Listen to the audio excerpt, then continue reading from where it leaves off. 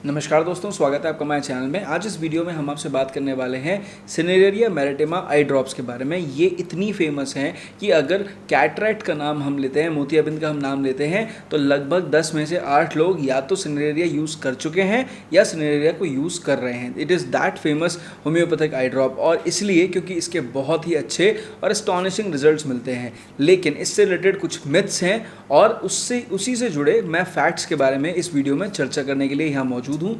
और अगर आपको ये वीडियो पसंद आती है तो जनहित में अपने एल्डर्स तक, अपने बड़ों तक इस वीडियो को ज़रूर पहुँचाइए ताकि वो सिनेरेरिया से मैक्सिमम बेनिफिट्स ले पाएँ।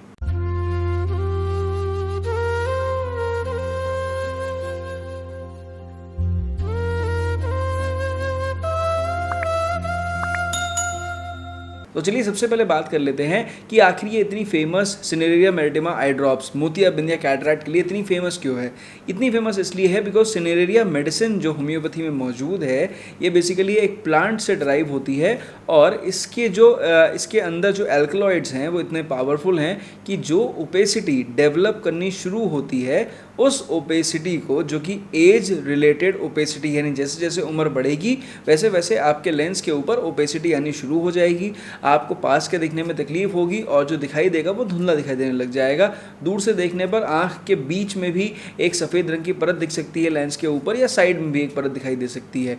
तो ये जो सिनेरेरिया मैरिटेमा है ये होम्योपैथिक मेडिसिन के अंदर मौजूद एल्कलॉइड्स इतने पावरफुल हैं कि उस एजिंग प्रोसेस को स्लो डाउन कर देते हैं, और जो कैटरैक्ट आपको धीरे धीरे करके बढ़ने लग जाता है वो या तो वहीं का वहीं स्टॉप हो जाता है, और या फिर वो उतनी जल्दी कैटरैक्ट की तरफ नहीं जाता पेशेंट जितना कि नॉर्मली उसके एज ग्रुप में या फैमिली हिस्ट्री में लोग जा रहे हैं।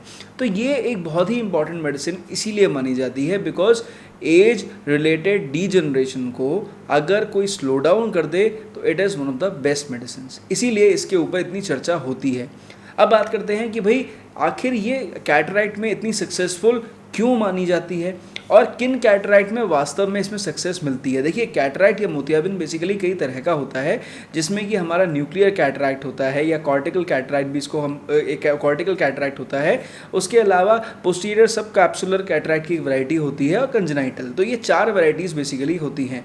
अब अगर यहाँ पर कॉर्टिकल कैटरैक्ट है, यानी हमारे सेंटर से, अगर हमारे लेंस के सेंटर से धीरे धीरे करके ओपेसिटी बढ़ने लग जाए और हमारे एजेस तक जाने लग जाए, हमें दूर से देखने में पेशेंट की आँख का जो लेंस है वो सफ़ेद सा दिखने लग जाए, that is called as cortical cataract. अब ये जो कैटरैक्ट है ये नॉर्मली एज रिलेटेड ही होता है। इसमें सिनेरेरिया बेस्ट रिजल्ट्स देती है, और इसी वजह से बहुत सारे मैक्सिमम पेशेंट को जब ये होता है तो सिनेरेरिया अगर टाइम से इस्तेमाल करते हैं तो धीरे धीरे करके ये प्रोसेस स्लो डाउन भी हो जाता है। कई पेशेंट्स में तो ऐसा भी हुआ है कि ये स्टॉप हो जाता है। अब जो न्यूक्लियर कैटरैक्ट है वहाँ पर एजेस, जो हमारे लेंस के एजेस हैं, किनारे हैं, वहाँ से ओपेसिटी होनी शुरू होती है, टूवर्ड सेंटर की तरफ जाती है। यहाँ पर भी सिनेरेरिया का इंपॉर्टेंट रोल है और रिजल्ट्स भी आते हैं, पर बहुत ज़्यादा अच्छे रिजल्ट्स इसलिए नहीं आते बिकॉज यहाँ पे ओपेसिटी थोड़ी हार्डनेस के साथ में होती है। इसी वजह से इसमें रिजल्ट्स हैं पर बहुत इफेक्टिव नहीं हैं। अब जो हमारा पोस्टीरियर सब कैप्सुलर कैटरैक्ट होता है, ये आँख के अंदर से कैटरैक्ट बनना शुरू होता है। इसमें सिनेरेरिया मैरिटेमा का बहुत ज़्यादा इंपॉर्टेंट रोल अभी तक मैंने अपनी प्रैक्टिस में नहीं देखा है, और इसी वजह से जब जिन पेशेंट्स के अंदर ये पोस्टीरियर सब कैप्सुलर कैटरैक्ट होता है उसमें सिनेरेरिया से रिजल्ट्स बहुत ज़्यादा नहीं मिलते हैं। अब जो कंजनाइटल कैटरैक्ट है ये बच्चों में बचपन से हो जाता है कि बच्चा पैदा हुआ उसके कुछ समय के बाद उसके अंदर कैटरैक्ट बनना शुरू हो गया, ये कंजनाइटल कैटरैक्ट है। इसमें ऑपरेशन के अलावा कोई दूसरा तरीका नहीं होता है, और होम्योपैथिक मेडिसिन सिनेरेरिया कुछ पेशेंट्स में मैंने इस्तेमाल करके देखी है, बहुत इफेक्टिव नहीं साबित होती बिकॉज ये बहुत तेज़ी से होता है और इसमें लेंस बदलने के अलावा दूसरा ऑप्शन कोई बहुत ज़्यादा नहीं होता है। तो आई होप कि आपको क्लियर हो गया होगा कि कौन से कैटरैक्ट में सिनेरेरिया इफेक्टिव है। तो ये तो बात हो गई फैक्ट्स के बारे में। अभी मिथ्स के बारे में बात करते हैं। मिथ क्या है सबसे बड़ा, कि सिनेरेरिया किसी भी मरीज़ को कैटरैक्ट हो जाए उसे दे दो, उसका कैटरैक्ट वहीं का वहीं रुक जाएगा। ये एक मिथ है। अब जो दूसरा सबसे बड़ा मिथ यहाँ पर आ जाता है कि हर मोतियाबिंद के मरीज़ में, हर कैटरैक्ट के मरीज़ में सिनेरेरिया इक्वली काम करती है। ऐसा नहीं है, मैं पहले भी सवाल का जवाब दे चुका हूँ। तीसरा, सिनेरेरिया विद अल्कोहल वाली बहुत ज़्यादा इफेक्टिव है, विदाउट अल्कोहल वाली इतनी इफेक्टिव नहीं है। देखिए, मार्केट में लगभग होम्योपैथिक सभी pharmaceutical companies cineraria eye drops ज़रूर बनाती हैं। ऐसी कोई कंपनी नहीं है जो सिनेरेरिया आई ड्रॉप कभी ना कभी ना बनाती हो।